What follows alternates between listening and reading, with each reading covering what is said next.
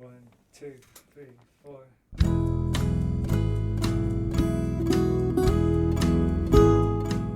Hello, you're listening to the SKYLIT Books podcast series. We are a general interest independent bookstore located in the Los Feliz neighborhood of Los Angeles, California. This year, because of the coronavirus pandemic, we've had to close our store and cancel in-person events. But SKYLIT is your neighborhood bookstore, and we are finding ways to create community even while we're far apart. In the coming weeks, we'll be putting out lots of new audio content to help you discover new books, connect with authors, and check in with your favorite booksellers.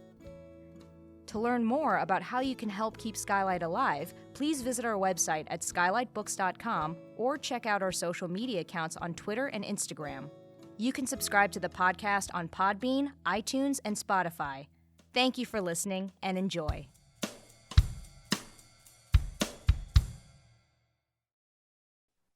Hi, even though the name in the left-hand corner says Vicky Mattson, my name is actually Kevin Mattson. I'm the author of a recent book entitled We're Not Here to Entertain, Punk Rock, Ronald Reagan, and the Real Culture War of 1980s America.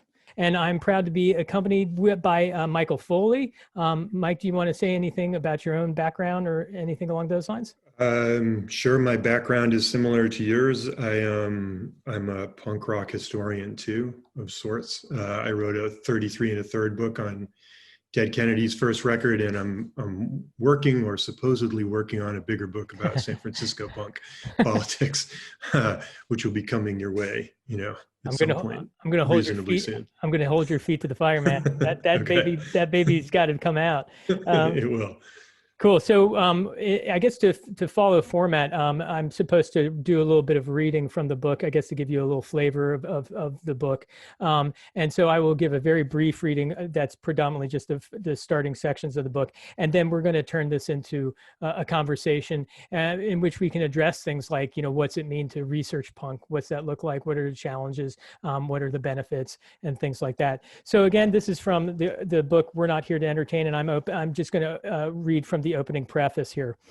After the blast, Kurt Cobain's body slumped. Next to his corpse lay a piece of paper and his last words. At the time the bullet seared his head, Cobain was a rock star. His grizzled face graced the covers of slick music industry magazines. His songs received mainstream radio play. His band Nirvana performed in huge arenas. But he had been thinking an awful lot about what he called the punk rock world that saved his life during his teen years and that he had subsequently abandoned for stardom. He first encountered this world in the summer of 1983 at a free show the Melvins held in a Thriftway parking lot. After hearing the guttural sounds and watching kids dance by slamming against one another, he ran home and wrote in his journal, "This was what I was looking for," and he underlined that twice. As he dove into this world, he recognized its blistering music played in odd venues, but also a wide array of creativity like self-made zines, poetry, fiction, movies, artwork on flyers and record jackets, and even politics. This too, how all these things opened up spaces for ideas and arguments. Now in his suicide note, he reflected on his, quote, Punk Rock 101 courses, where he learned his, quote, ethics involved with independence and the embracement of your community. There are people who can recount where they were when Cobain's suicide became news. I was in Ithaca, New York, finishing up my dissertation, but my mind immediately hurled backward to growing up in Washington, D.C.'s metropolitan area, which is really just a euphemism for suburban sprawl. I started to remember the first time I entered this punk rock world. Around a year or two before Cobain went to the Thriftway parking lot, I opened the doors at the Chancery, small club in Washington, D.C., and saw a tiny little stage, maybe 1.5 feet off the ground. And then suddenly a small kid about my age, 15, his hair bleached into a shade of white that glowed in the lights, jumped up. I remember it being brighter than expected, unlike my earlier wee boy experiences in darkened cavernous arenas where bands like Kiss would play to me and thousands of stoned audience members. This kid with the blonde hair might have said something I don't remember. What I recall is that his band broke into the fastest, most vicious sounding music I had ever heard. Suddenly bodies started flailing through the air, young men mostly, propelling themselves off the ground into the space between one another, flailing their arms, skin smacking skin. Control was lost, for when a body moved in one direction, another body collided into its path. When someone fell over, another would pick him up. The bodies got pushed onto the stage, making it hard to differentiate performer from audience member. At one moment, it appeared the singer had been tackled by a clump of kids, and he seemed to smile. Sometimes I could even make out what the 15-year-old was shouting, especially, "I'm going to make their society bleed." Overwhelmed, I rushed outside to clear my head. There, I found some kid hawking a fanzine for pocket change. Xerox images ran alongside typewritten commentary or handwritten prose, replete with scratching outs. My visual senses came unglued the way my oral senses had inside. It looked nothing like Newsweek, the slick magazine my mom subscribed to. This zine meister explained that to me that he was an anarchist who believed in producing his own culture and means of communication. I thought to myself, I could do that, and soon I would, with friends who were trying to make sense of this world opening up. Other kids from inside the club spilled out onto the sidewalk. Conversations ensued. Most of these raggedy-looking kids came from what were called broken homes, a byproduct of the skyrocketing divorce rate that defined the 70s me decade and that played its course out during the 1980s. I noted ambivalence about parents matched with a hatred of high school life, especially boring teachers and stupid bullies. Sometimes they'd talk about a zine they had read or a book outside of school assignments they perused, something by Kurt Vonnegut or George Orwell or Aldous Huxley.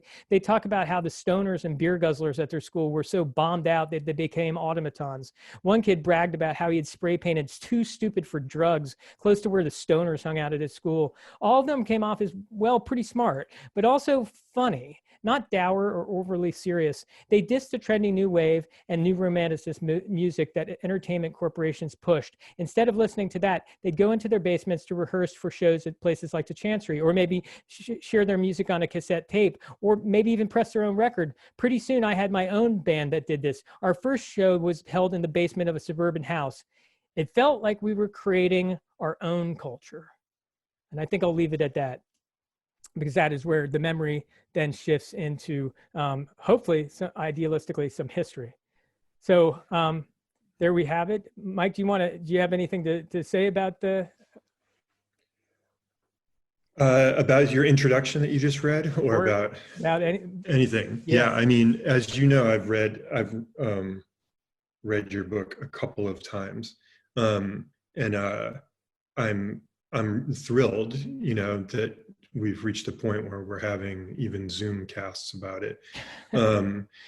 Because, and this is one thing I wanted to ask you about, is it seems to me that we've been waiting a long time for a book like yours, at least among Americanists, right? That, like, when I taught in England some years ago, it wasn't difficult to find scholars working on kind of subcultural stuff and working on histories of punk.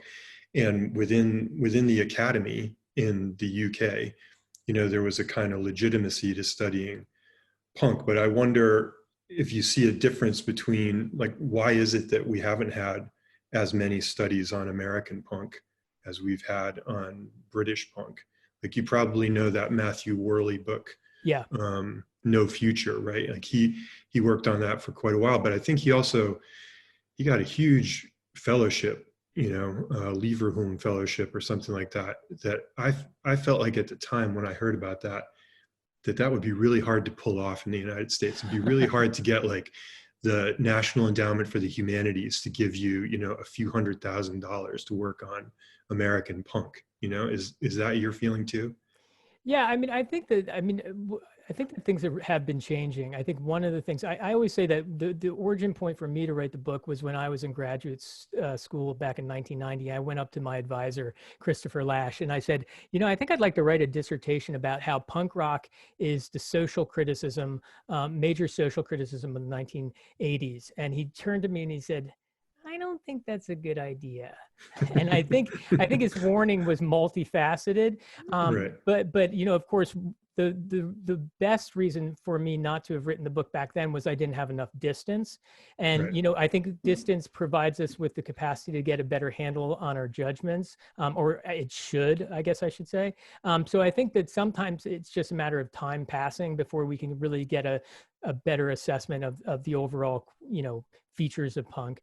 But I guess the other thing, and I think you've seen this yourself, is that, since 1990 up to now, there's been a massive opening of archives. Though I don't think you can necessarily try to get a fellowship off of doing research into punk, the available sources are, almost overwhelming at this point in time in terms of what you would, build scholarship on. So, I mean, I think with those changes, it just made sense. It always nagged at me that I wanted to write this book, and Mm-hmm. Just with the time passed, with the archives that were accessible, it kind of, I guess, so to speak, panned out. Right. Yeah, I mean, I think all of that's evident in the book. You know, the sense that I get, you know, from having read your past work too, right, is that this is still, even though it's different because it's about punk than say about, you know, presidential politics or political, more mainstream political culture, right? That I can't. It would be hard for me to imagine you having written it without having done some of those projects first. Good Um, point. and then secondly, as you say, this archival development is really fascinating. I was at a conference a few years ago where I gave a talk because it was about archiving punk at the University of Massachusetts, and we had this whole conversation about how punk is it actually to have an archive, you know? And there were people who were there, who I won't name, who, you know, were very dismissive of the idea of having like formal archives and very distrustful of librarians, you know, almost like conspiratorially. Whereas I was saying, look, you know, I've done projects in the past where, you know, these people were pulling out papers from organizations that they worked with in the 1960s that they'd kept, you know, in their attics and basements under their beds, you know, for 30 or 40 years, and turned out to be gold mines of information that I would never have had if they hadn't kept it under their beds. But I sure as hell would have preferred it if they had deposited it in an archive where it would be protected from, you know, fire, flood, and infestation or whatever else might, you know, affect your home archive, you know. And it would be accessible. Exactly. It'd be accessible to everybody instead of just to, you know, the privileged few who happen Right. to know the person who's holding on to it. Yeah. So, but the thing that I was going to ask you about yours, that like for me working on San Francisco, you know, I've been lucky in the same way with regard to archives, but and that there's a kind of curated archive being developed at the San Francisco Public Library. And that makes it really manageable for me. But for you doing the whole country, you know, how manageable was it? Like, it seems to me that you have to, I know these archives and like the quality of material that you can find in them varies significantly, right? And it's particularly where you're so good at writing like a kind of intellectual history. You know, you have some really brilliant thinkers and writers in some of the materials you used. But then there's a lot of other stuff that's, you know, not as valuable, I guess. Well, you know, I think that that's a great question. I think that the fact that one of the highest ethics, if I can use that word in light of talking about punk, one of the highest ethics, I think, is the ethic of communication and communicating with one another. And I think the building of a kind of network, both for hosting bands that were out of town to put on shows, for creating zines that were then traded, you know, nationally, usually very often using a kind of potlatch approach, meaning you didn't charge anybody anything, you just did equal trading. You know, because you had that sort of national network, and I think a consciousness about it growing up, it meant that when you hit one archive, it was very likely that you were basically getting almost like 5 or 6 in addition to that, because that person was saving stuff that he or she was being shipped from, you know, Los Angeles or San Francisco or Tulsa or Lawrence or, you know, whatever town it was. And so in some ways it was very easy to kind of get at areas that you didn't even necessarily have to visit because the papers were already there in some other form in some other archive. So I think that, and I took that as a sign that, you know, it felt like as I saw a lot of kind of repeat zines and things that I had run into before, that I realized, oh yeah, there was a lot of trading, a lot of communication going on, which is, you know, something that both made it easier to do the research, but at the same time, I think made it, you know, was a part of like what this movement was all about, which was sharing, discussing, exchanging ideas about music, art, poetry, and, you know, and very much so politics, which were so heightened during the Reagan years. So I think I benefited from the fact that, you know, a lot of these the people who, I call them basically, you know, pack rats that, you know, just basically shoved papers into folders with something of a consciousness that something was going on, that maybe someday, you know, further down the road, you know, I'll come back to this and see what made it significant or what made it insignificant. And so, you know, I think that the fact that it was such a nationally based movement, with lots of local decentralized areas participating, made it easier to research. And one of the things I definitely did not want to do, and I know you do much more oral history than I do. You do a lot. You do very in-depth interviews, and because I've benefited from them in my own research.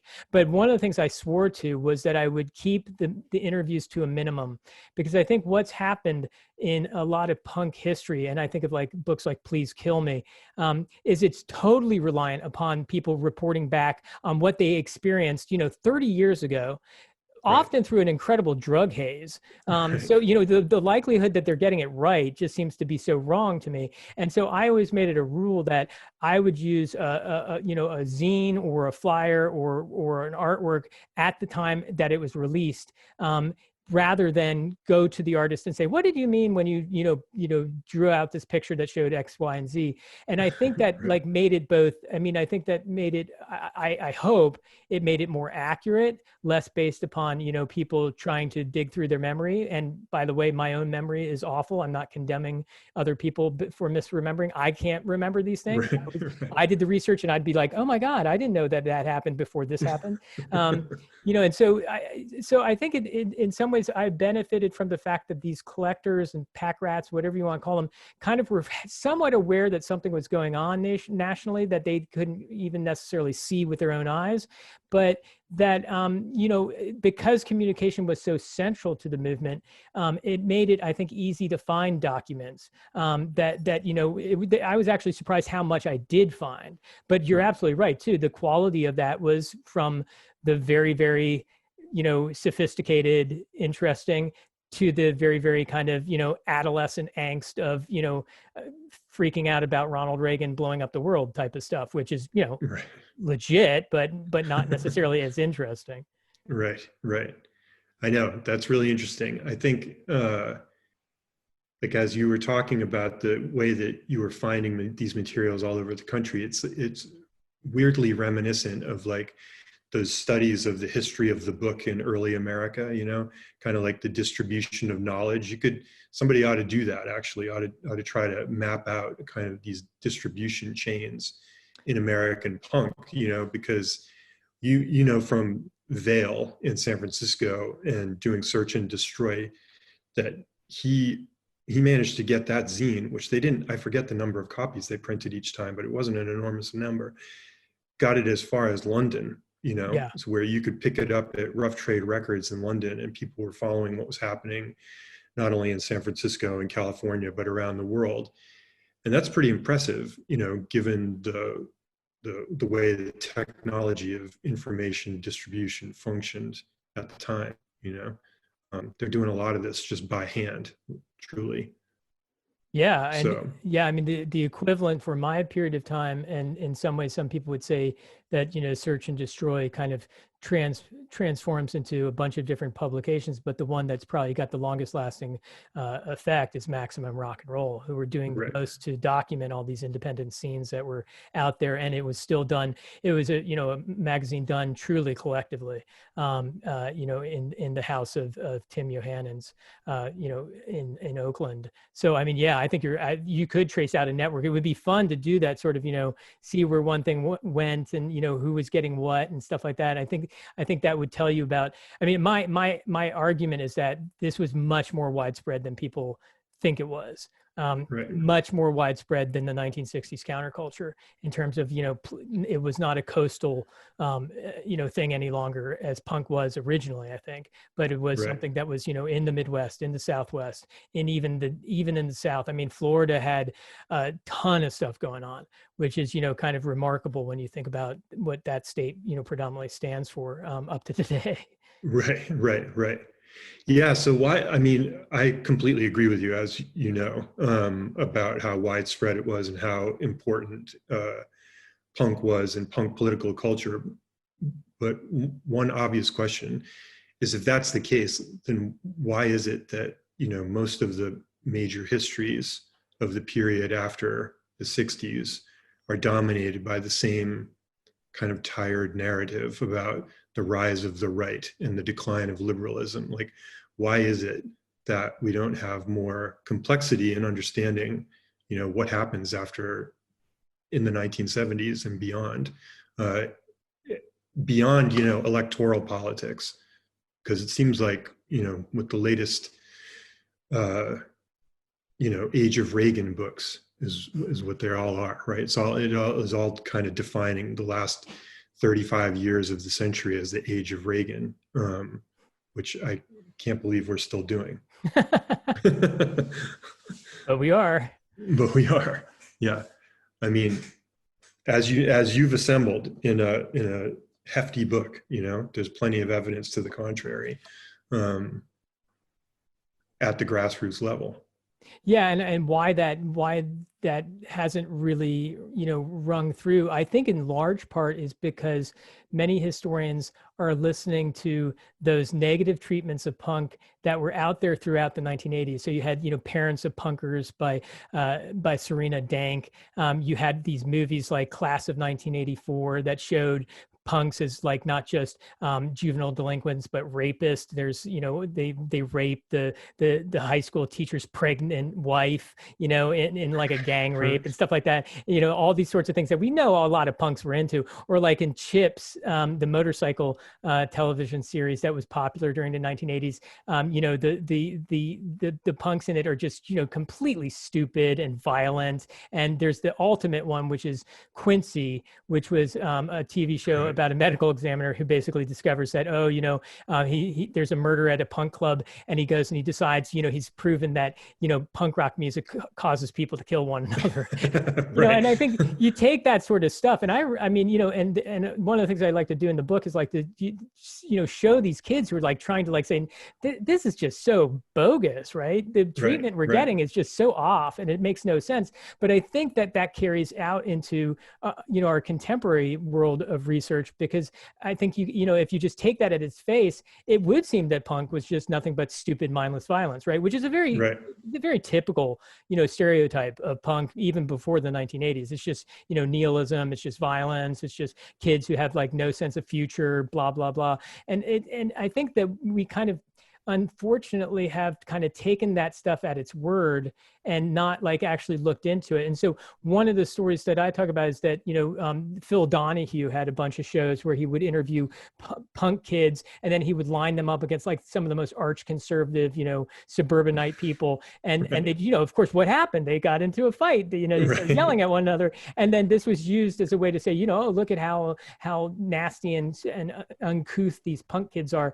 And, but when you actually go back and listen to some of the stuff that was said on the show, I mean, a lot of these kids, are basically saying things that are quite intelligent, and critical of their society, but quite intelligent. So I think if we can remember some of those incidents where there's an attempt to kind of stereotype punks and kind of blow that apart, we can start to get at a better assessment of what punk was, but also at its significance. And one of my last stories that I'll go into, just because I think it's a hilarious and kind of often overlooked part of the book, is that there's this one classic TV show in Los Angeles about these two parents who have these two punk kids, and the parents are like crying because their kids are punks and stuff like that. And the kids are like rolling their eyes and stuff. And at one point in time, the narrator's going, and of course, punk rock has been linked up to violent behavior and stuff like that. They follow the kid into his bedroom, and little do they know who he puts on a record. They don't realize that it's the political punk band from England, Crass. And he's listening to the song, "Fight War, Not Wars, Fight War." And he's like chanting to it. And I'm like, yeah, there's your violence. Right. Exactly. So, I mean, but I think we've stayed with that because it's a simplistic, easy, to dismiss sort of way of writing a history of the 80s. Yeah. I think that's a big part of it. And I think there's too many historians who, when they start out writing about relatively recent history, still rely a little too much on the mainstream media as their primary sources, right? And so I think that's right. You wind up with all these caricatures from the time just being passed along. And it's a lot easier, obviously, to find archival sources in, presidential libraries and things like that. But as you've shown, there's considerable, voluminous archives now of punk and other kind of countercultural, subcultural stuff out there that's available. It's just not as commonly made use of, I guess, Yeah, I think it's often overlooked. Or I think what also happens is that, we treat this as a kind of, we'll have one of many band histories, right? Where we have the list Yeah. of bands, that or band history, which I think is this sort of thing that like kind of silos rather than Yeah. widens. And so you get this, what did Tim eat for, breakfast today? And why was there this fight between the members and all that sort of stuff, some of which is interesting and most of which is boring.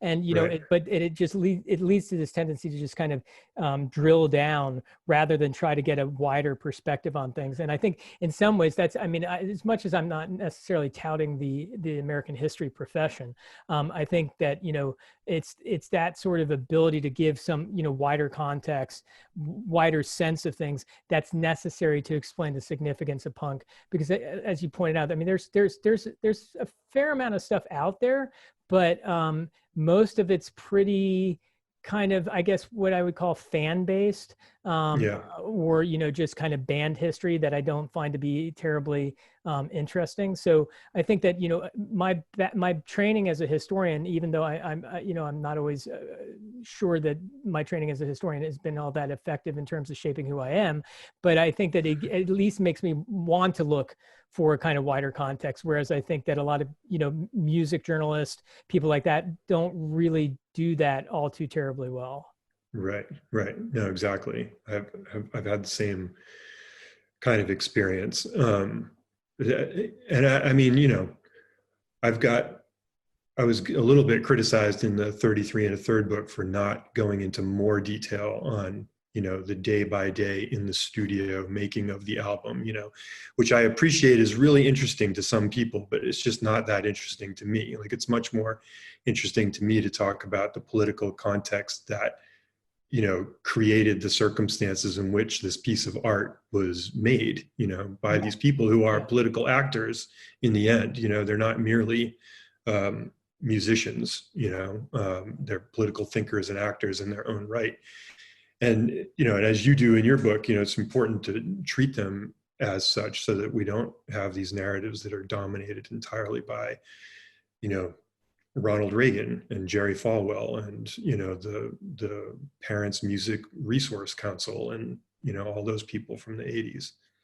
Yeah. So. I mean, those people are in there, but they're kind of like, seen through the veil of a punk vision, so to speak. Right. And I think that's, I think that there were a lot of kids who kind of became politically aware out of their music activism. They saw this as connected to a sort of politics and I think, usually this would result in them embracing anarchism as their kind of own political theory, which, again, that's a classic thing, right? We're back to like this perception. What is anarchy for most people, right? It's chaos, right. It's violence, it's nihilism, blah, blah, blah. And yet, you go back and you read these kids who are, I think slightly too idealistic, and are constantly, discovering that, they can't square their anarchism with their desire to be protected from the bullies and the rednecks who have guns in the back of their trucks, sort of thing, And so there's like this, they're always dealing with these sorts of tensions, but those are interesting and kind of creative tensions, right? And at the least, they're not, I think the anarchism that a lot of these kids embrace means that they're not a part of the authoritarian left. At the same time, they're not, they're by no means, what we would call conservatives, although there's even shades of conservatives in some of this sort of stuff, where I think, especially when they criticize the culture industry and the marketing to youth, which was I think a focus of a lot of these kids, like for instance, the rise of the band, the Knack, which have these, awful pedophile songs, basically, and they were, right. The music corporations are like trying to push this stuff because they see it as the next big thing. And, right. That just draws upon these punks to say, this is gross. This is like, you'll sell anything. And so you get kind of like a quasi-conservative thing mixed up with an anarchist thing, mixed up with and it's a weird kind of, it's a weird politics. It doesn't fit necessarily absolutely the left-right, categorization, right. that we're used to. Yeah. No, and I think that's to go back to the earlier point about, why we don't see this as much in these larger, narrative histories of the period after the 60s, that's part of it too, right? Is that it's not really as legible because it's not as easy to categorize in our more commonly used political categories, right? Like Right. what's left and right and what's liberal and what's conservative. And then if it doesn't really fit in there, then, it just gets left out, I guess, is what happens most of the time. Yeah, that's right. Exactly. I think you're right. There's this narrative that of the 80s that's really hard to, push against. And it's that, narrative of the ascendancy of conservatism, which, again, we can't refute it. Right. But, there's the ascendancy of conservatism. There's the, the great savior of Ronald Reagan appearing upon the stage, with a white horse. And, there's a lot, and it's hard to like push back against that, especially if you're pushing back with something like punk to try to make your point. Right. It's quite a challenge. I mean, I think it's doable. I hope. Sure. I think it's got to be doable. And I do think that, in many ways, the way we remember that past tells us a lot about the way we orient ourselves to the present. I mean, our history, I think, is bound up with our contemporary politics. And, this book is in some ways actually, surprisingly for me, more hopeful than I ever expected it to be. But I think that's the attempt to remember the losers, the ones that we overlook, which I think is it's a responsibility of historians to do that sort of stuff. Right. Rather than follow out the easy, narrative of Reagan, here comes Reagan, liberalism's dead, conservatism, that sort of thing. But you're absolutely right. A lot of that goes back to the fact that, we use these very easy treatments of punk and dismissals of punk from the past to then just basically build our own sense that it really didn't matter. Right. Which is all the way back to E.P. Thompson and the condescension of history, right? Or condescension of posterity, right? Like that's the problem as ever, right? And from the 60s, early 60s when he wrote that to the present. But I think like in terms of punk, and not only punk, but you could say the same thing about hip hop, and you could say it about lots of social movements in the 1980s. There's like considerable culture of opposition to, this narrative of conservatism in the period. And, as you point out in this book, like the enduring power of like do-it-yourself culture, right? That's like never going to go away.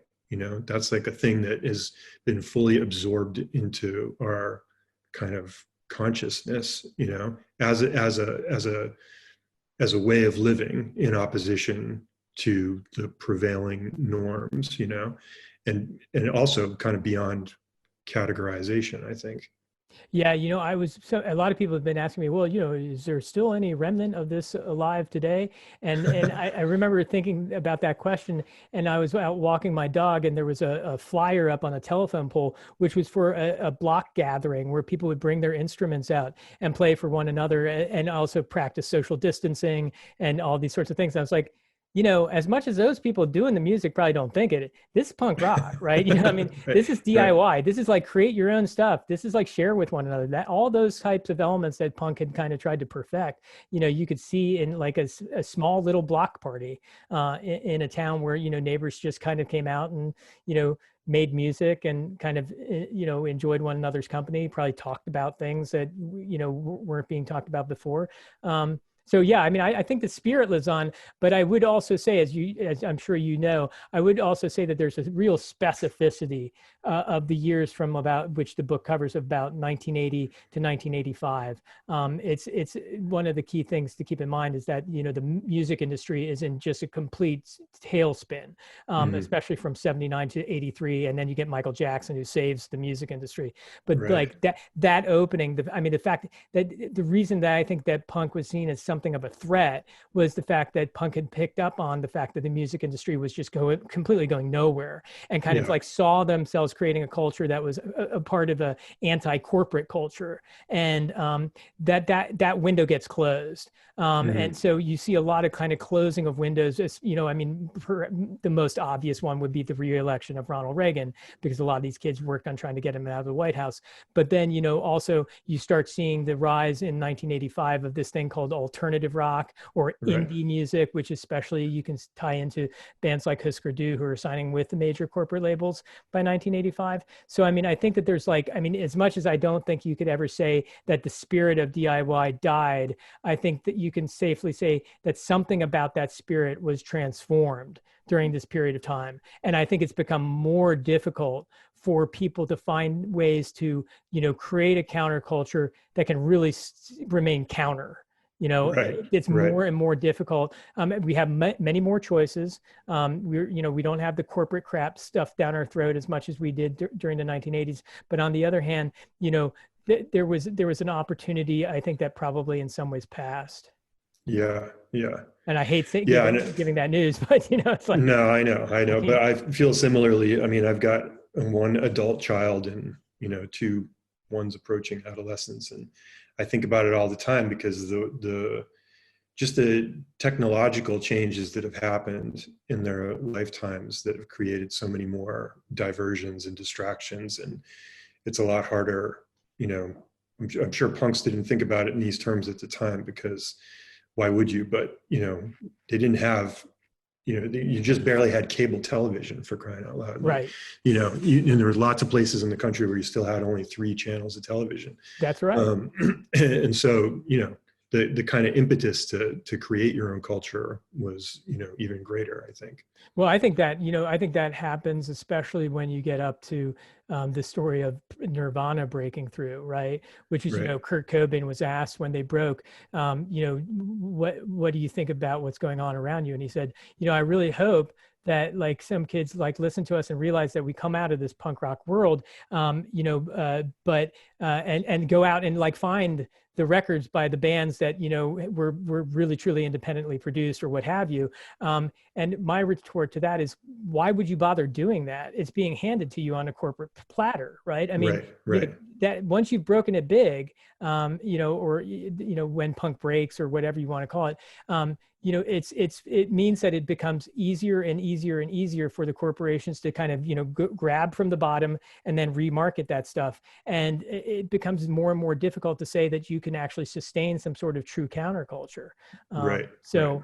I think that's another thing that change, I think, really hits, during the 90s. Yeah, exactly. The whole glorification of this thing called grunge, which I think, in fact, in some ways is a total and utter myth. Right. Right. No, the corporate co-optation remains, I mean, even when you talk to the older punks from the 70s and 80s, they're usually quite impassioned talking about that shift and when it happened. It's like they're the bands that they were going to see in the late 70s, early 80s, never got the kind of attention and respect, and of course didn't make the money, which at the time most of them would have said they weren't in it for the money. That's right. But on the other hand, why should these other people who came along years later and are making millions, why should they be getting all the cash? I guess I don't know. Yeah. Maybe that's part of how the archives is involved now, where you have people getting big paychecks to buy their archives. And we kind of opened on that in our discussion. I mean, that to me is like one of the most worrisome things that I've seen is the commodification of archives. I never, in my other areas of study, I've never run into that. But on this one, there were plenty of people, private collectors, who just refused to share. And, they said, this is our property. And it's like, okay. And we're seeing, I mean, like I always say, I'd see these archives that would be like bought for, $1 million or, some atrocious amount of money. And then I'd look at what was in their archive. And one was like a zine that was sold for 25 cents back in the night. Like exactly how does this market articulation work? So, I mean, there's a ton of stuff out there.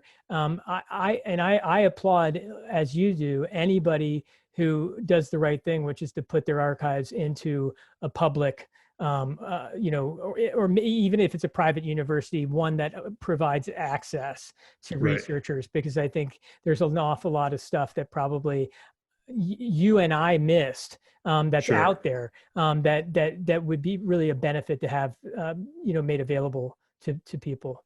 Yeah. So Absolutely. I think we're supposed to kind of wrap this down, since there's not a supervisor overlooking us or anything like that. It's their own judgment. But I think making it the length it is at this point in time is pretty safe to say.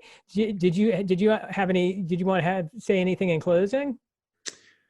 No, I think your listeners from the bookstore should go buy your book. That's what I think. Yeah, and thank you to you guys for sponsoring this. It's been actually a total blast to be able to talk with Mike about this and share our thoughts about researching punk and the meaning of punk and all that sort of stuff. So again, I got to do the selfish plug. Here's the book. We're Not Here to Entertain. Again, thank you, Toilet Books, for setting this up. And I'll stop the recording at this point in time. Thank you for listening to the SKYLIT Books podcast series. Please don't forget to visit our website at skylitebooks.com and make sure to follow us on Twitter and Instagram. Also, don't forget to subscribe to this podcast for more author talks and bookseller conversations. You can find us on Podbean, iTunes, and Spotify. Stay safe and healthy, and we hope to see you back in our store soon. I see